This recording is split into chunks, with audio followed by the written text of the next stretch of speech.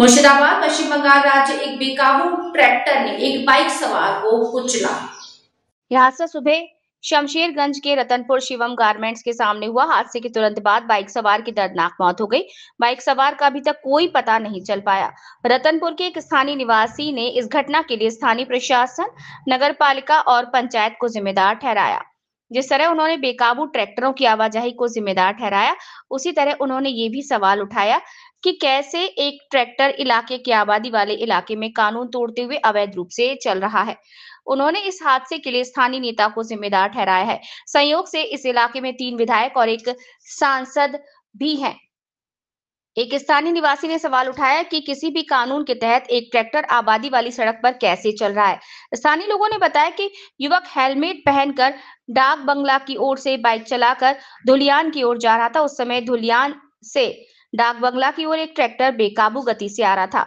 रतनपुर पंचायत पार करते ही एक बेकाबू ट्रैक्टर ने अचानक बाइक को टक्कर मार दी। बाइक पलटते ही ट्रैक्टर उसके ऊपर से गुजर गया। इलाके में सनसनी फैल गई। पुलिस जब घटना स्थल पर पहुंची तो और सनसनी फैल गई। उसके दूसरे साथी को गंभीर रूप से घायल अवस्था में बचाकर अनूपनगर प्रखंड अस्पताल ले जाया गया। हादसे के विरोध में आम लोगों ने प्रदर्शन किया। इलाके में भीषण जाम लग गया। खबर मिलते ही शमशेरगंज थाने की पुलिस मौके पर पहुंची और स्थिति को नियंत्रण किया। रिपोर्टर सुभाष मंडल की। এটা ঠিক রতনপুর পুরাতন জামে মসজিদ পাড়া শিবম গার্মেন্ট নতুন উদ্বোধন হয়েছে তার সামনে একজন অজ্ঞাত পরিচয় হেলমেট ছিল আর এই রাস্তায় ট্রাক্টর যাচ্ছিল, মুখোমুখি সংঘাত।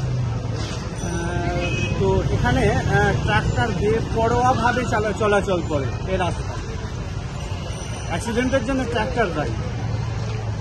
তবে একটা কথা বলি যে এটা জনবহুল রাস্তা, এখানে রাস্তার যে পৌর আইন বা পঞ্চায়েত আইন আছে টোটালেই অমান্য হয়, লঙ্ঘিত হয়েছে। ট্রাক্টর এই জনবহুল এলাকায় যেখানে হাজার হাজার স্টুডেন্ট যাতায়াত করে, এখানে অফিস আছে, থানা আছে, নার্সিংহোম আছে, সুপার স্পেশালিটি হাসপাতাল আছে, এই রাস্তায় ট্রাক্টর কখনোই নিরাপদ নয়। এখানে যে সমস্ত গাড়ির চালক ট্রাক্টরে তারা প্রশিক্ষিত নয়, এদের কোনো ভিউ ফাইন্ডার নেই, পিছন দিকে তারা দেখতে পারে না। ফলে এত জনবহুল রাস্তায় গাড়ি চলে কি করে? এর জন্য প্রশাসন দায়ী এবং সঙ্গে সঙ্গে এই ট্রাক্টর বন্ধ হওয়া দরকার, এটা আমরা মনে করি।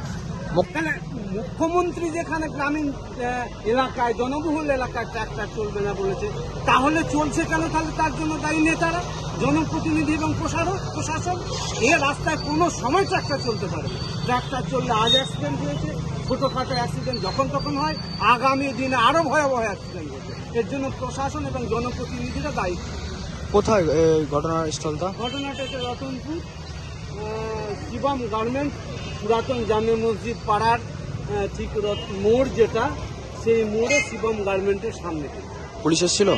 হ্যাঁ, পুলিশ এসেছিল, লাশ নিয়ে গেল, এখনো শনাক্ত করা হয়নি, খবর এখনো পাওয়া যাচ্ছে না। এলাকার মানুষ এত কিছু দেখলো, দেখার পরও কোথাকার ছেলেটা এখনো এরকম সন্ধান কেউ দিতে পারে। আপনার নাম, পরিচয়? মোহাম্মদ আমিনুল, গ্রামবাসী? একজন গ্রাম।